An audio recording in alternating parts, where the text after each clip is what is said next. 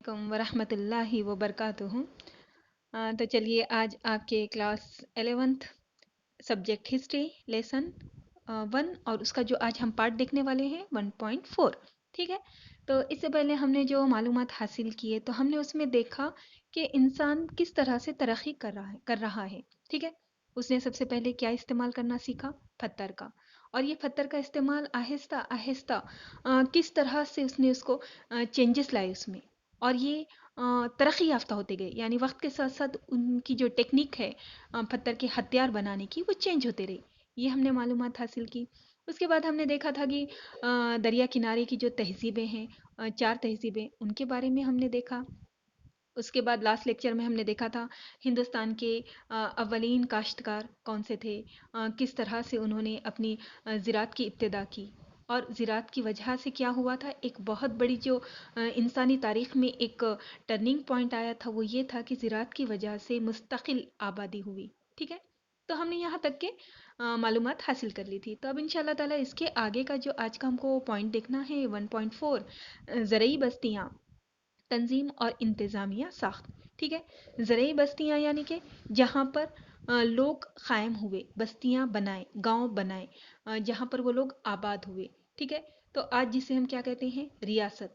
और रियासत के लिए कौन से 4 अज्जा है, कौन से अनासिर है, हमने इसकी मालूमात पॉलिटिकल साइंस में ली थी कि उसमें फर्स्ट वन क्या है, आबादी, सेकंड इलाका, थर्ड वन इख्तिदार आला, और फोर्थ वन क्या था, खुद मुख्तारी। यानी रियासत बनने के लिए ये 4 अनासिर ज़रूरी है। तो उस वक्त जो गांव देहात वजूद में आए, तो उस वक्त उनके पास क्या रहना ज़रूरी था उस ज़माने के हिसाब से। ठीक है। आज के ज़माने में तो हुकूमत, आज़ादी, ये तमाम चीज़ें आएंगी, लेकिन उस ज़माने के हिसाब से अगर देखेंगे तो वो इब्तदाई शक्ल थी। आज रियासत की ये जदीद शक्ल है, लेकिन उस वक्त वो रियासत की इब्तदाई शक्ल थी। तो उस वक्त उसमें क्या था, आप लोग थोड़ा सा सोचिए। हाँ, कुछ को समझ में आया होगा कि इसमें के जो फर्स्ट वन जो 2 है, आबादी और इलाका, ये 2 चीज़ें वहाँ पर थी। ठीक है। यानी कि लोग जमा हो गए थे और उनके पास एक इलाका भी था, और वहाँ पर एक इन लोगों की बस्तियाँ वजूद में आने लगी थी।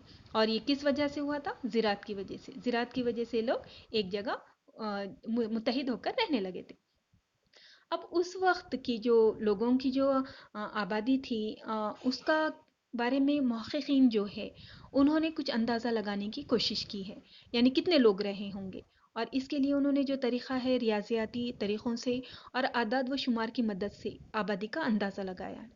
तो उनका ये मानना है कि पत्थर के वस्ती ज़माने की इब्तिदा तक, ठीक है, यानी कि उस वक्त कैसा था इंसान, वस्ती ज़माने की जो इब्तिदा थी, उन्हें भटकने वाली और खाना बदोश ज़िंदगी तर्क करके एक जगह आबाद होने की कोशिश कर रहा था। ठीक है। क्या हो रहा था? अभी सिर्फ भटकी हुई ज़िंदगी जो उनकी इधर उधर रहती थी, उसको छोड़ के वो एक जगह आबाद होने की कोशिश कर रहे थे। ये एकदम एकदम इब्तदाई शक्ल। तो इस वक्त इनके ग्रोहों में ज़्यादा से ज़्यादा 25 और कम से कम 25 और ज़्यादा से ज़्यादा 40 लोग रहे होंगे, ऐसा कहना है। और फिर उसके बाद यही लोग जो है, जब वो लोग ज़राअत करने लगे, ठीक है, एक जगह पहले वो मुस्तकिल होने की कोशिश की, उसके बाद उनकी ज़राअत की इब्तिदा हुई, और ये पत्थर के वस्ती ज़माने में ही हो गई थी। तो यहाँ पर उनकी जब वो इब्तिदा होने के बाद इनकी आबादी बढ़कर कितनी हो गई, एक ग्रोह की 50। और उसके बाद आगे जाकर किस तरह से बढ़ते जा रहा है, देखो, पहले ग्रोह बना, ग्रोह बने एकदम इब्तदाई शक्ल, तो उसमें 25 था 40, लेकिन फिर जब उन्होंने ज़राअत की, एग्रीकल्चर की इब्तिदा की, 50 हो गए। और उसके बाद है ना वहाँ पर ज़राअत पर मुनहसिर फिर जानवरों को पालने वाले ऐसे देहात वजूद में आए, और अब यहाँ पर तादाद कितनी हो गई, 100 हो गई। तो ये इस तरह से। तो अब ये जो हमको एक आबादी के बारे में तो वहाँ के एक अंदाज़ा लग गया है। अब उसके बाद जो है इनके पास जो जदीद हिजरी अहद में जो इनके देहात थे, हम ये सब कौन सा देख रहे हैं, जदीद हिजरी अहद के बारे में मालूमात ले रहे हैं। ठीक है। तो क्योंकि यहाँ पर ज़राअत में ज़्यादा तरक्की हो गई थी। अब यहाँ के जो देहात थे, वो जो थे अपनी साख्त में बहुत छोटे हुआ करते थे, क्योंकि ये लोग कैसा हो गए थे, अभी इब्तिदा थी, तो इसकी वजह से इनके गांव देहात छोटे छोटे। और ये कैसे अंदाज़ा लगाया होगा, तो ये सोचो थोड़ा। ये इस तरह से अंदाज़ा लगाया गया है क्योंकि उस वक्त के बाक़ियात मिले हैं, यानी गांव देहात के हमने देखे हैं। देखो, इससे पहले भी हमने पिक्स डाले थे, तो उसमें आसार क़दीमा के थे वहाँ पर घरों के ढांचे वगैरह। तो ये उस पर से अंदाज़ा लगाया गया कि इतने घरों के नज़र आए, उनको उतनी जगह तक नज़र आए, तो उस पर से ये पता चला कि उनके जो देहात थे वो छोटे थे। और उसके बाद इनके इसमें देखिए, हमको अब जो देखना है इसके अंडर घर देखना है उनके किस किस्म के थे। फिर वहाँ पर गोदाम भी था, उसके बारे में हम आपको बताएंगे। मरकज़ी निज़ाम, ख़ानदानी निज़ाम की इब्तिदा और विरासत की इब्तिदा। तो उनके घर देखिए सबसे पहले, तो उनके घर किस तरह के हुआ करते थे, छोटे और गोल और झोपड़ी नुमा, गोल टाइप का शेप देखिए आप इसमें झोपड़ी का, इस तरह के इनके घर हुआ करते थे।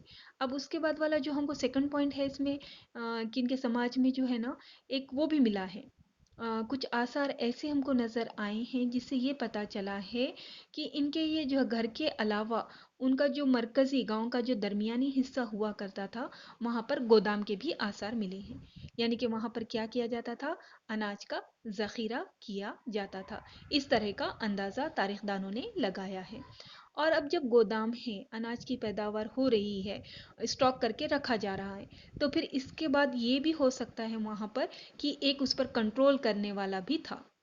यानी कि उसके ऊपर मरकज़ की जानिब से जो भी एक पावरफुल शख्स रखा गया होगा या कोई ज़िम्मेदार रखा गया होगा, वो जो इसके ऊपर कंट्रोलिंग करता था। और ये कंट्रोलिंग जो यहाँ से है स्टार्ट, ये आगे जाकर ये आज जो है जैसी हुकूमत है उसमें चेंज हुई है। ठीक है, तो इस तरह से यहाँ पर का कैसा था, घर छोटे थे, उसके बाद गोदाम था, फिर उससे ये भी पता चला है कि वहाँ एक इंतज़ामिया होता था, और उसके आगे वहाँ की जो ख़ानदानी समाजी ज़िंदगी है उसमें हमको ये पता चला है कि यहाँ पर अब एक घरेलू ज़िंदगी की इब्तिदा हो गई थी।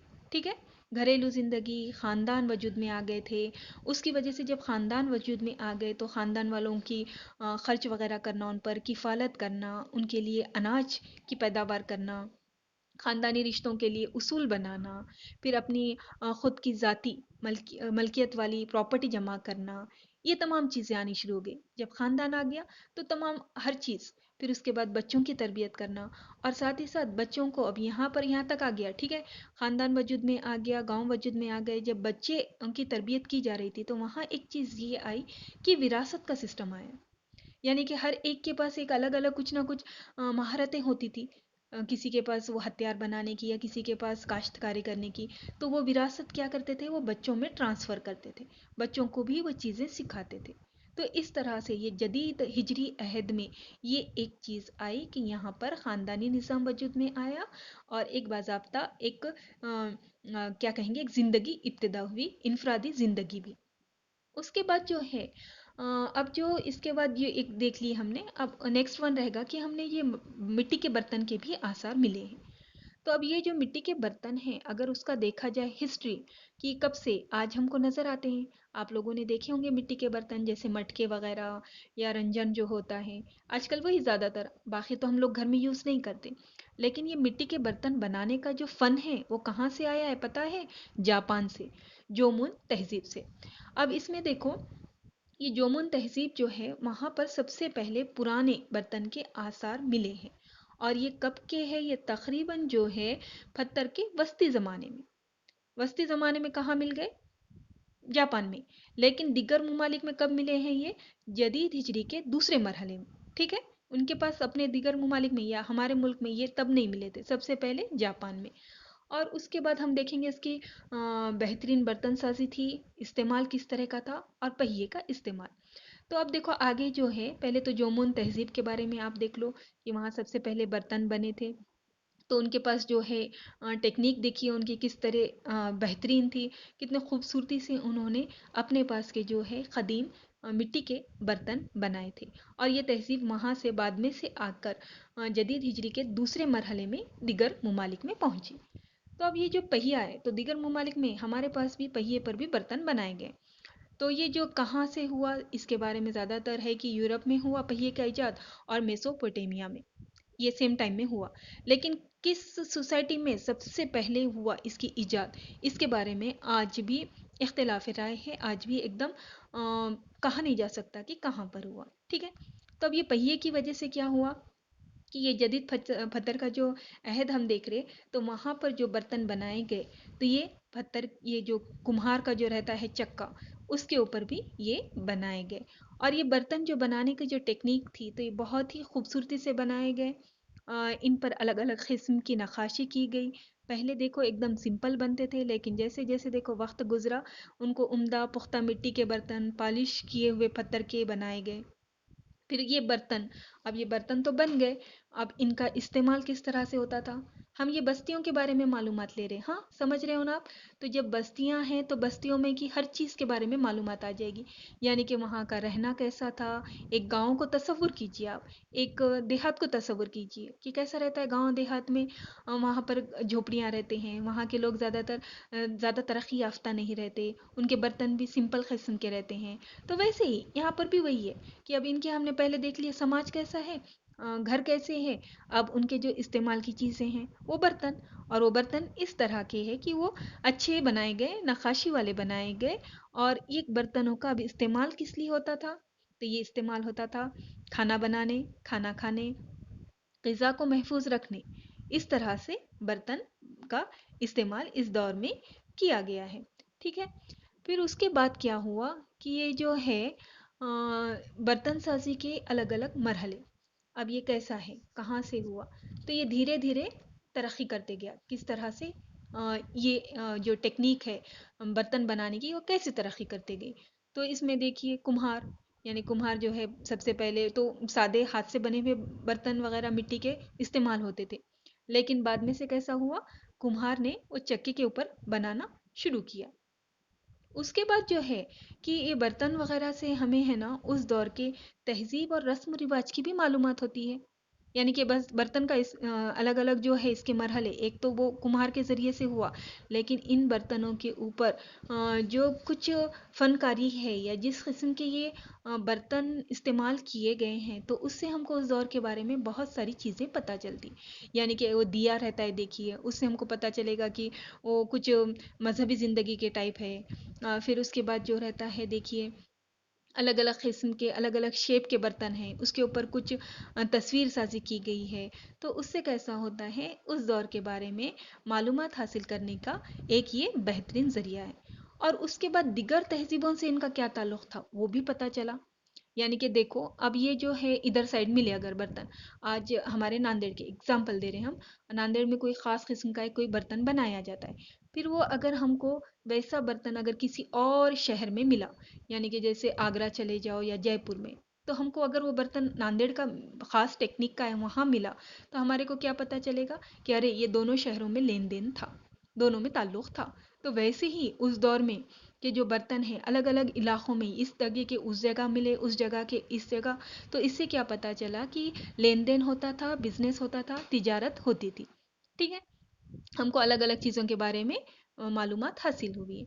अब उसमें एक देखो मिट्टी बर्तन जो बनाने का जो तरीक़ा था, तो उसमें क्या चीज़ें ज़्यादातर इस्तेमाल की जाती थी कि मिट्टी बर्तन बनाने के लिए उम्दा मिट्टी का इल्म होना ये ज़रूरी था। फिर उसके बाद मिट्टी को तैयार करना, यानी एकदम चिकनी बनना पड़ता है। ठीक है। एकदम कौन सी भी मिट्टी के बर्तन नहीं बनते, वरना वो क्या हो जाएंगे, फूट जाएंगे। फिर उसके बाद वो मिट्टी को गूंदना भी। ठीक है। जैसे कि देखो अपने को वो आटा, जिस तरह हम लोग आटे को अच्छे से गूंदते, फिर उसको चिकना करते, फिर रोटी अच्छे से बनती। अगर उस तरह से नहीं करेंगे तो फिर रोटी बनेगी नहीं बनेगी। तो वैसे ही यहाँ पर भी मिट्टी को अच्छे से गूंदना, फिर बर्तन को सही शक्ल में तैयार करने का इल्म, फिर बर्तन पर उम्दा कारीगरी और मुसव्वरी, फिर उसके बाद बर्तन बनाने के बाद उसे 9,000 सेल्सियस या 850 सेल्सियस तक भट्टी में पकाने की तकनीक का इल्म। तो ये कुम्हार को इन तमाम मालूमात हासिल थी, उसकी वजह से इस दौर में ऐसे बर्तन बने। ये सब चीज़ें होना, ये सब टेक्निक होना, ये सब इल्म होना, तब कहीं जाकर ये बर्तन कुम्हार ने बनाए। और उसके बाद हमको उस दौर की तहजीब भी पता चली इन बर्तन के ज़रिए, और दिगर तहजीबों से ताल्लुक़ भी। अब ये एक बर्तन साजी ही नहीं, बल्कि इस दौर के लोग जो है इनमें अलग अलग आर्ट और फन भी आ गया था। ठीक है। इनमें दस्तकारी भी पाई जाती थी, इनमें क्या कहेंगे अलग अलग किस्म के जो होते हैं मोती मन के बनाना, वो भी इल्म इनके पास आ गया था। अब देखो कैसे, तो अब यहाँ पर उनके जो मोती बनाने का फन है, तो ये किस तरह से पत्थर, सीप, घोंघों की मालूमात, ठीक है, ये इनके बनाए जाते थे। तो अब किस तरह से ये मोती बनाने का फन इस दौर के लोगों को आ गया था, और उसके जो स्टेप्स है, जैसे बर्तन बनाने के स्टेप्स है, वैसे ही इसके भी है। ठीक है। तो अभी क्या होना था, पत्थर सीप घोंगे, फिर उसके बाद है ना कच्चा माल हासिल करना, फिर उसके बाद उसे जहाँ माल बनाते हैं, जहाँ मोती बनाते हैं उस जगह पर ले जाना, फिर उसके ज़रिए उम्दा किस्म के मनके बनाना। देखो इस तरह के पत्थर अलग अलग किस्म के, फिर उसके बाद जो होते हैं ये घोंगे, इनके भी जो है तराश कर बनाते हैं। आपने कभी देखा होगा औरंगाबाद वगैरह साइड बीबी के मकबरे के पास वो ऐसे टाइप के मिलते हैं वो कुछ ज्वेलरी। फिर उसी तरह से ये अलग अलग किस्म के घोंगे, इनको शेप देना, ये सब चीज़ें हासिल करना पड़ता। फिर उसके बाद उनके ज़रिए से इस तरह के उम्दा मनके बनाना, ये भी इल्म उस दौर के लोगों को था। ठीक है, तो इससे हमको क्या पता चला, आज हमने जो देखे कि उस दौर की बस्तियां कैसी थी। छोटे छोटे गांव देहात हुआ करते थे, एक अच्छे घर में रहते थे, गोदाम हुआ करता था, और उससे एक लगता है कि कोई एक उनके पास हुक्मरान टाइप कोई होगा या जिम्मेदार जो उसके ऊपर निगरानी करता होगा। फिर उसके बाद हमने देखे मिट्टी के बर्तन का फन, वो भी इन लोगों को आ गया था। मिट्टी बनाने का तरीक़ेकार किस तरह का है, मिट्टी के बर्तन बनाने का, उसका भी इल्म हासिल किया हमने। और उसके बाद लास्ट वन हमने देखे ये मन के बनाने का फ़न भी उस दौर के लोगों को आ गया था। तो यानी मुख्तसर ये कि उस दौर सिर्फ ज़राती पैदावार पर ही नहीं थे ये लोग, बल्कि ये बर्तन साजी भी कर रहे थे, मन के भी बना रहे थे, और साथ ही साथ दीगर काम भी कर रहे थे। तो इस तरह का समाज हमको उस दौर में नज़र, तरक्की याफ्ता ही कहेंगे उस हिसाब से, उस दौर के हिसाब से नज़र आता है। तो ठीक है ना फिर, तो इसके आगे का जो रह गया है वो इंशाल्लाह ताला हम नेक्स्ट लेक्चर में देखेंगे। अस्सलाम वालेकुम वरहमतुल्लाहि वबरकातुहू।